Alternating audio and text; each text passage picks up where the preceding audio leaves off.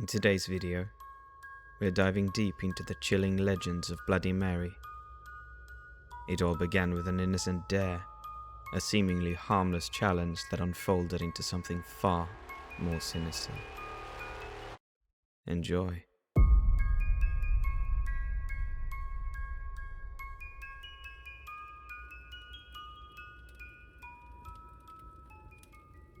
I couldn't sleep that night. My eyes were fixed on the glowing numbers of my digital clock, slowly ticking away. It was past midnight, and the world outside my window was quiet. Too quiet. The only sound I could hear was the occasional creaking of the old house, which somehow seemed louder in the stillness of the night. I had always been a skeptic when it came to ghost stories and urban legends. I laughed at my friends when they shared tales of haunted houses and vengeful spirits. But that night, as I scrolled through Reddit on my phone, I stumbled upon a post that would change everything. It was a simple dare, posted on a subreddit dedicated to the supernatural. Summon Bloody Mary at 3 a.m., the post read. If you dare to look into the mirror, you'll see her, and she'll show you the truth. I chuckled at first, dismissing it all as just another internet prank. But as I read through the comments, I couldn't help but feel a strange sense of curiosity gnawing at me. People were sharing their own experiences, some claiming they had seen her, while others brushed it off as nonsense. It was like a digital campfire, and I was drawn into the stories like a moth to a flame. My friends had always seen me as the brave one, the guy who never backs down from a dare. They would often say, if there's anyone who could summon Bloody Mary and live to tell the tale, it's you, man. Hence, I was drawn to this dare. That thought played over and over in my mind, echoing like a mantra. As the minutes ticked away, I found myself unable to resist the temptation any longer. The dare was calling out to me like a siren, beckoning me to prove my courage. I thought, why not? It's just a silly legend, right? With a sigh, I finally decided to accept the challenge. I climbed out of my warm bed, careful not to make any noise that would wake my parents. The house was an old Victorian, full of creaky floorboards and drafty windows. Every step I took echoed through the silent hallways, and I couldn't help but feel a sense of foreboding. I made my way to the bathroom, my heart pounding in my chest. The bathroom mirror seemed to loom in the dim light, its surface reflecting a distorted version of myself. I hesitated for a moment, staring at my own reflection, questioning my sanity. But the dare, the allure of the unknown, was too strong to resist. I lit 3 candles and arranged them on the bathroom counter, casting eerie shadows on the peeling wallpaper. The clock on the wall showed 2:57 a.m. I had 3 minutes to go. Taking a deep breath, I leaned in close to the mirror, my face inches away from the glass. My voice was shaky as I whispered, Bloody Mary, Bloody Mary, Bloody Mary. The words hung in the air, and I could feel the tension building. I stared at my own reflection, half expecting something to happen, half hoping it wouldn't. Suddenly, the bathroom seemed to grow colder, and I watched in horror as my breath fogged up the mirror. Panic surged through me, but I couldn't look away. I had to see it through, or so I told myself. The seconds stretched into eternity, and just as I was about to give up and laugh at my own foolishness, I saw it. A shape. A shadow. Something moving in the mirror behind me. My heart leaped into my throat as I turned around. There was nothing there. Just the empty bathroom. I turned back to the mirror, my eyes wide with fear, and that's when I saw her. a pale, ghostly figure with long, matted hair and hollow eyes, staring at me from the mirror. My blood ran cold as I realized that I was no longer alone in the bathroom. The dare had become all too real, and I was face to face with Bloody Mary herself. My heart pounded in my chest like a relentless drumbeat as I stood there, locked in a silent, unending gaze with Bloody Mary.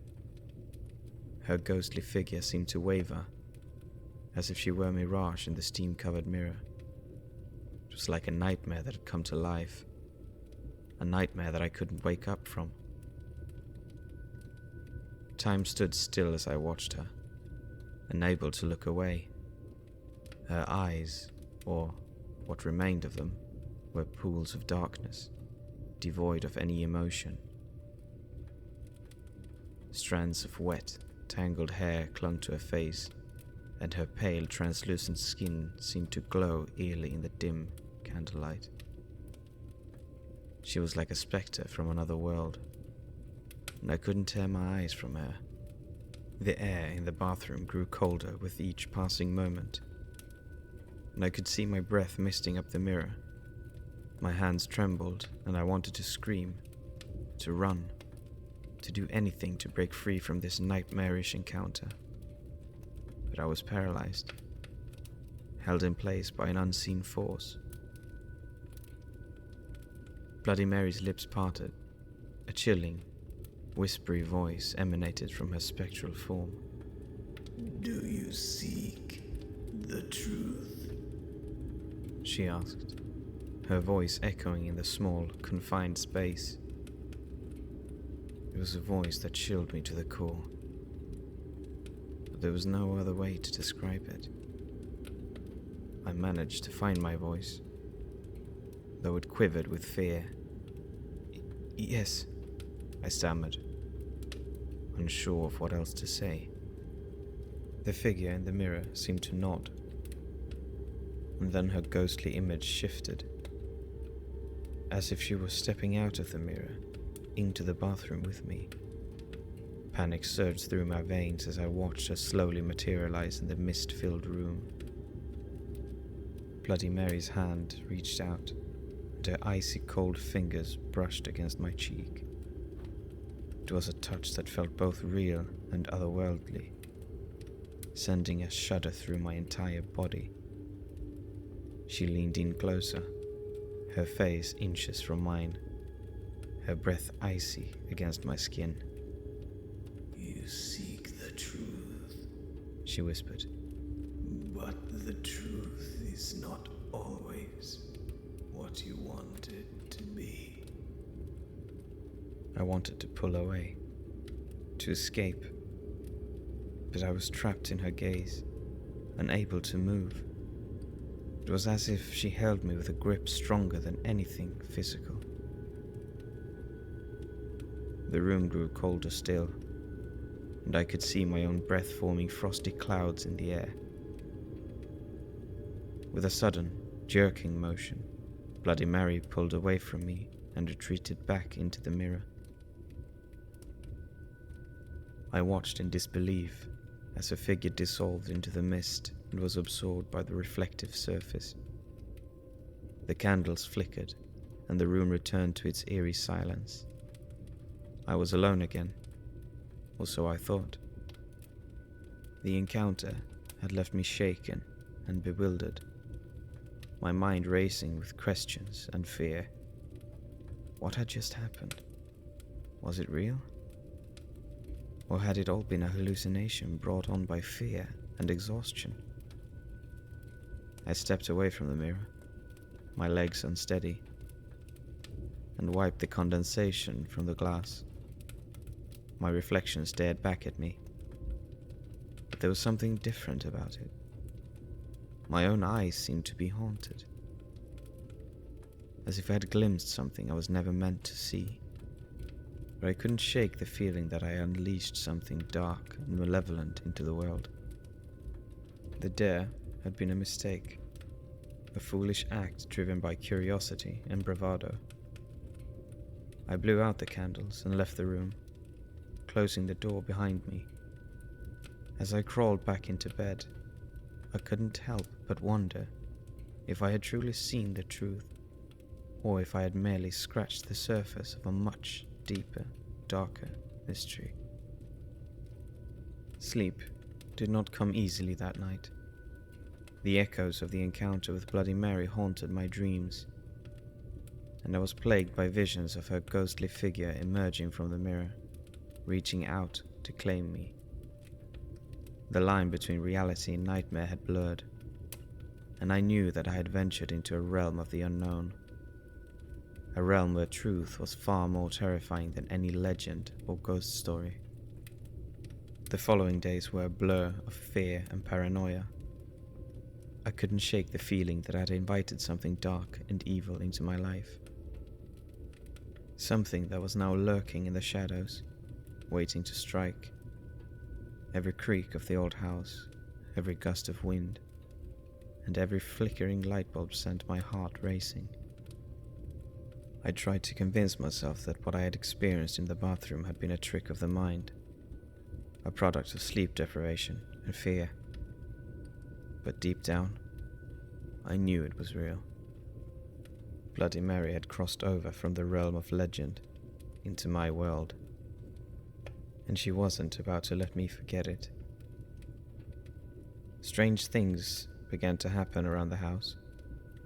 Objects would move on their own, sliding across tables and countertops, as if guided by an unseen hand.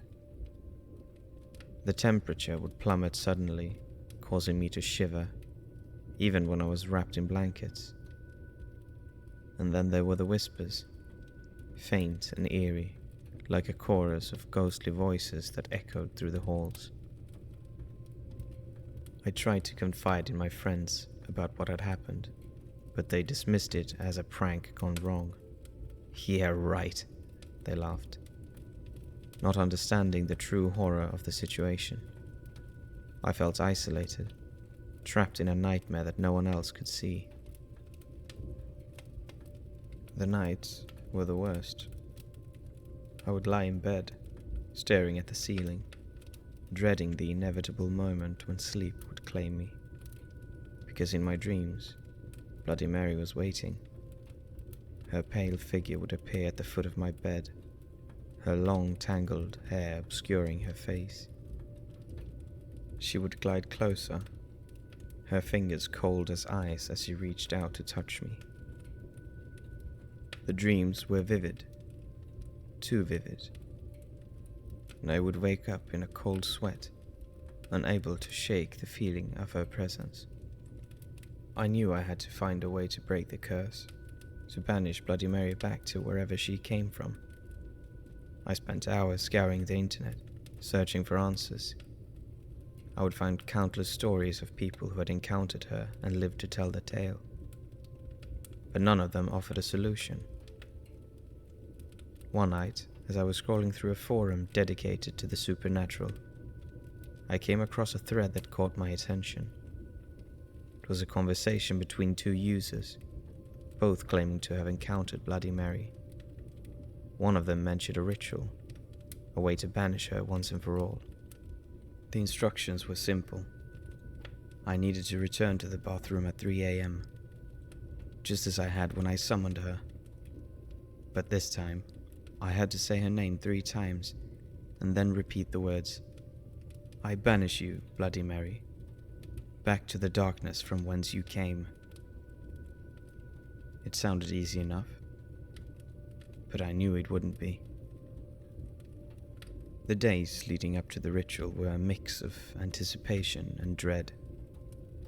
I couldn't escape the feeling that Bloody Mary was watching my every move, that she knew what I was planning. But I couldn't back down now. I had to confront her, to banish her from my life. The night of the ritual arrived, and I found myself once again standing in front of the bathroom mirror, my heart pounding in my chest. The candles flickered as I lit them, casting eerie shadows on the walls once again. The clock on the wall showed 2:55 a.m. and I knew I had to act quickly. I took a deep breath and stared into the mirror, my own reflection staring back at me. "Bloody Mary, Bloody Mary, Bloody Mary," I whispered, my voice trembling with fear. Then, with all the determination I could muster, I repeated the words, "I banish you, Bloody Mary, back to the darkness from whence you came." The room grew colder, and I could see my breath misting up the mirror once again. But this time, there was no ghostly figure, no terrifying encounter. I had done it. I had banished her. Relief washed over me, and I couldn't help but smile. I had faced my fears and conquered them. I was free from the curse of Bloody Mary, free from her haunting presence.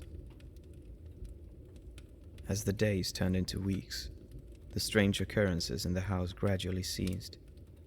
The whispers faded, the object stopped moving, and the temperature returned to normal.